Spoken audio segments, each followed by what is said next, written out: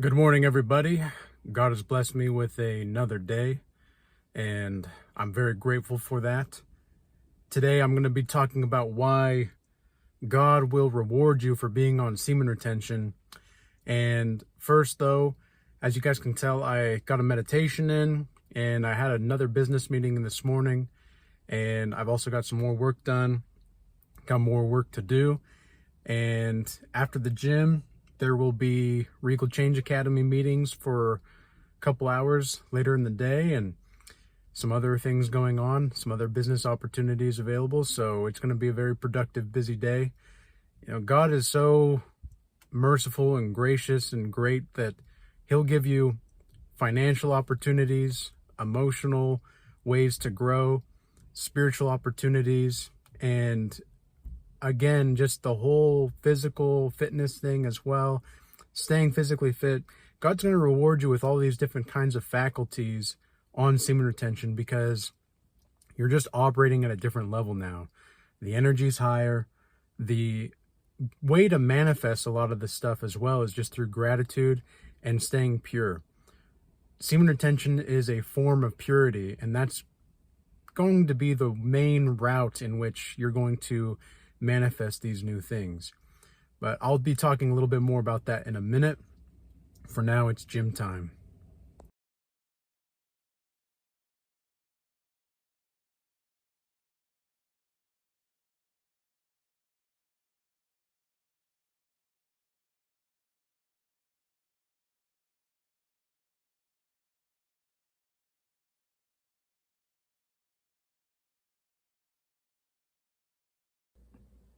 So something I want to further discuss with this topic is remind yourself, who are you to demand God reward you in a certain way? Because some of the things that you might be rewarded with might not be the things that you think you're supposed to be rewarded with. Perhaps you're looking for a relationship and whatnot, but God is really pushing you to try more in your business or in your career or whatnot. Or if you're looking for more accumulation of wealth and whatnot, but God is giving you an opportunity for a relationship with a good, decent woman, then you might not think that it's the right time, but God's time is always the right time. And there's never really a wrong time to spend with God. And this is one of the reasons why semen retention is so powerful for so many people. And it's the ultimate reason for why people do semen retention.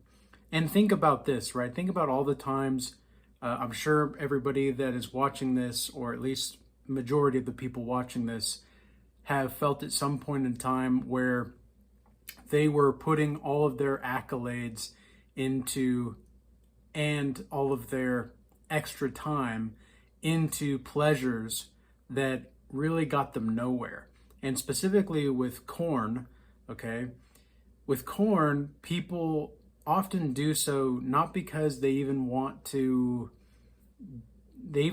get off by themselves. They just want to feel something, and they just want to find something to make them feel for a little bit, because most people that are caught up in the corn world and that are addicted to corn, and this is going to be something else that God will reward you with, is the ability to transcend your own addictions, whether it's drugs or alcohol or whatever.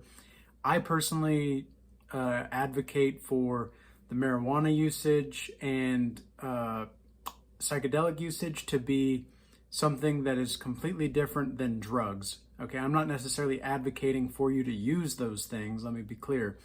But I'm saying that if I were to advocate for drugs, which is not something that I would do either, but if I were, I would place psychedelics and marijuana in a different camp. And I'm not saying that, again, you should be doing these things. I'm just saying that there is a medicinal quality to these kinds of things that impact people differently.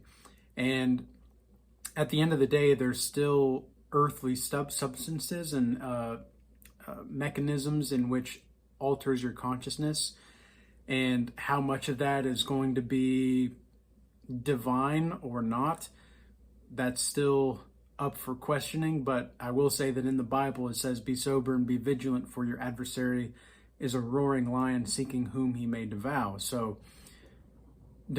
rather." And the point there is that you don't get to be vigilant without being sober. It says be sober and be vigilant. It doesn't say be sober or be vigilant. It's a matter of this and that. It's not a matter of this or that. Okay? And so something that you're going to discern more frequently on semen retention is going to be how people will respond to you differently when you're on semen retention. And you might notice that if you do happen to have a wet dream and whatnot, when you are on retention, which I do not count as relapses, by the way. A couple people have reached out to me recently asking if a wet dream is a relapse or I involuntarily released, and it's like, well, that's not a relapse. A relapse to me is a conscious effort to put yourself in a position of sin. Whereas wet dreams, depending on the kind of wet dream that it is either pathological or biological. And this is going to be something else that God will reward you with, is the ability to overcome. And if you have an impregnable shield of faith around you in these times, there's not going to be anything that can stop you as a vessel for the Most High. And a lot of people will say that semen retention is about attracting females and whatnot. I see so many semen retention channels. All they talk about is female attraction. It's really ridiculous. And don't get me wrong, you're going to get female attraction in a completely different way that you're going to have ever before, but it's not necessarily the main focus and antiquity of experience when it comes to how to deal with women or how to deal with life in general. A lot of people will place women as their first priority, and I understand what that's like, but sooner or later you'll begin to realize there's almost phases of masculine evolution, and the first few phases involve a more childish approach to women, or a very fleshly pleasing approach, and an impulse problem and a lack of control of impulses in the first few stages. Whereas in the latter stages, there's more of a impulse control, and there's more of a responsibility, there's more of a cadence of understanding, and a devout wisdom that is implemented into the man. And so this is going to be something that is going to be a bridge for you down the line, which is understanding why you came from that kind of place, why you're in that kind of place now, maybe if that's you, and where you can go. How are you going to strategize your way out of this, and how are you going to visualize your way out of this? Visualization is a very, very powerful tool and a mechanism for creation of your own life and being a co-participant of creation itself. Now, I'm not saying that you're the creator or anything like that, but in many ways, you are a co-creator of your own life. God's going to give you what he's going to give you, no matter what. But that doesn't necessarily mean that you cannot play the cards in a certain way. I'm not sure if anybody here has played poker at all. I don't gamble or anything anymore. I never really was a gambler, but I went to Vegas a few times. And I've always loved playing poker growing up. We would have, like anytime we went to the extended family members, sometimes we would have a poker night or whatnot with like Rolos and Reese's is what we would use as poker chips. And so those little candies we would use as poker chips to bet.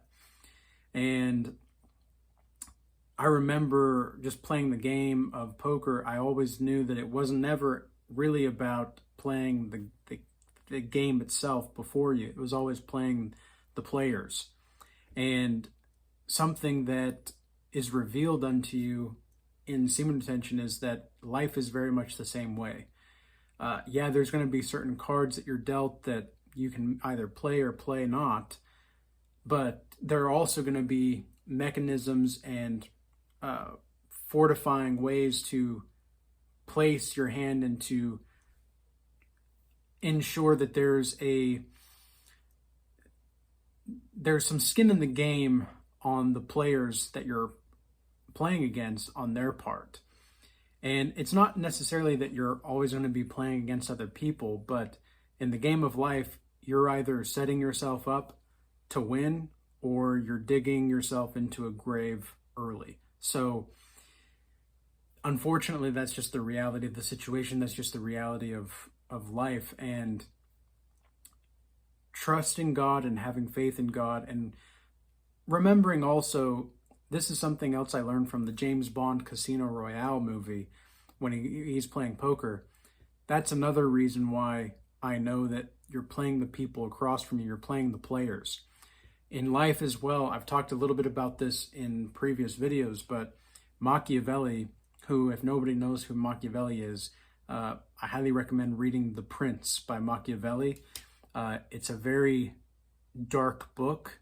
It's fairly short, but it's a very dark book about how people manipulate you and how to properly influence the masses. But he also gives some very dark secrets to the prince, who he's devoting the essay to, about how to rule.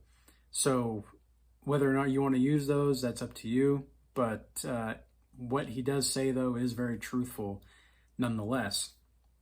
Well, so part of what James Bond, though, going back to the Casino Royale reference, was that he understood that you're not playing the cards, you're playing the person in front of you. And you're playing the players.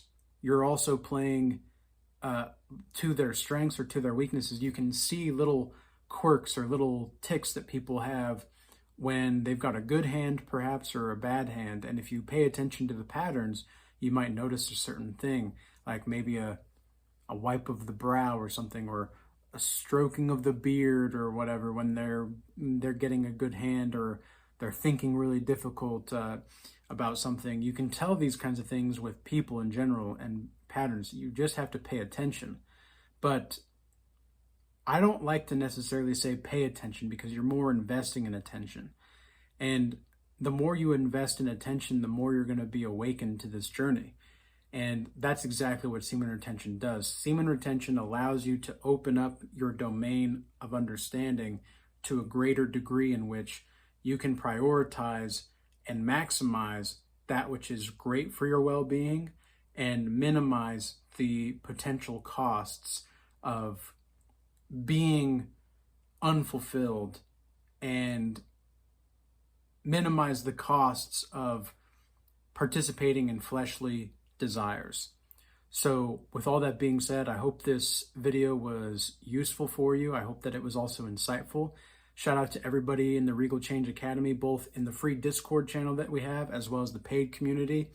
We've got the Regal Assembly call in just a little bit, actually.